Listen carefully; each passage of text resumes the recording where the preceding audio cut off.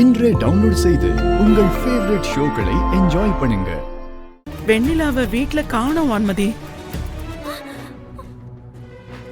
என்னத்த சொல்றீங்க? வெண்ணிலாவை காணுமா? எங்க போனா? தெரியலமா, நானும் வீடு முழுக்க தேடிட்டேன், அவ எங்கேயும் காணோம். ஐயோ, நான் அப்பவே சொன்னேன், வசதியான மாப்பிள்ளைன்னு அவசரப்பட வேண்டாம், கொஞ்சம் யோசின்னு. கேட்டாளா? இப்ப எல்லாரும் சேர்ந்து அவளை தொலைச்சிட்டீங்களே. ஏய், அவ எங்க போனா என்ன ஆச்சுன்னு தெரியலையே. ஆனா ஒண்ணு, என் தங்கச்சிக்கு மட்டும் ஏதாவது ஆச்சு, நான் உங்களையும் உங்க பையனையும் சும்மா விட மாட்டேன்.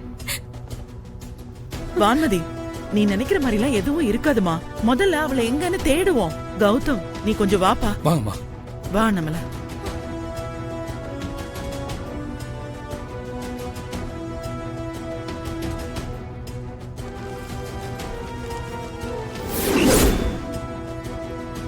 அண்ணாமலை,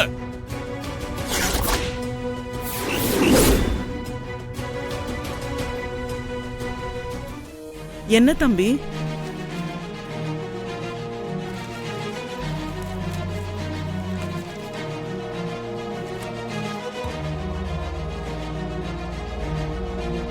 ஏன் அத்தை இப்படி பண்ணீங்க?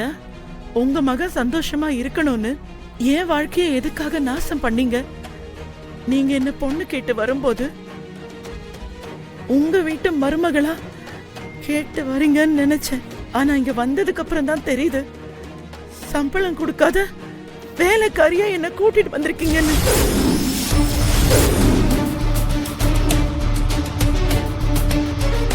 அது தெரிஞ்சும் நான் எல்லாத்தையும் சகிச்சுக்கிட்டு தான் இந்த வீட்டுல இருந்தேன்.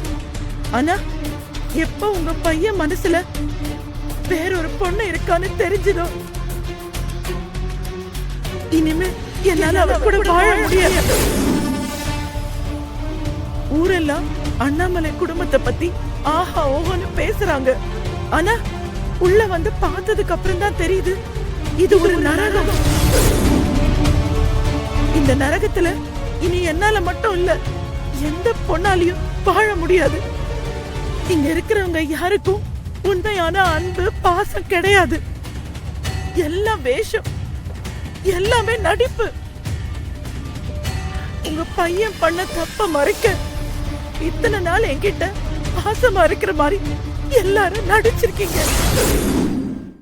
நேத்து அவருக்காக மன்னிப்பு கேட்டது கூட அப்பவாவது சாராவை அவர்கிட்ட இருந்து பிரிச்சு வருணை என் கூட வாழ வைப்பீங்கன்னு தான். ஆனா அவரு சாராதான் முக்கியம்னு போயிட்டாரு. இதுக்கப்புறம் உங்க வீட்டுல மருமகளா இருக்க எனக்கு விருப்பம் இல்ல. சாரி, நான் மருமகளா இருக்க இந்த வீட்டுக்கு தகுதி இல்லை. அதனால நான் இந்த வீட்டை விட்டு போறேன். என்ன தேடி யாரும் வர வேண்டாம்.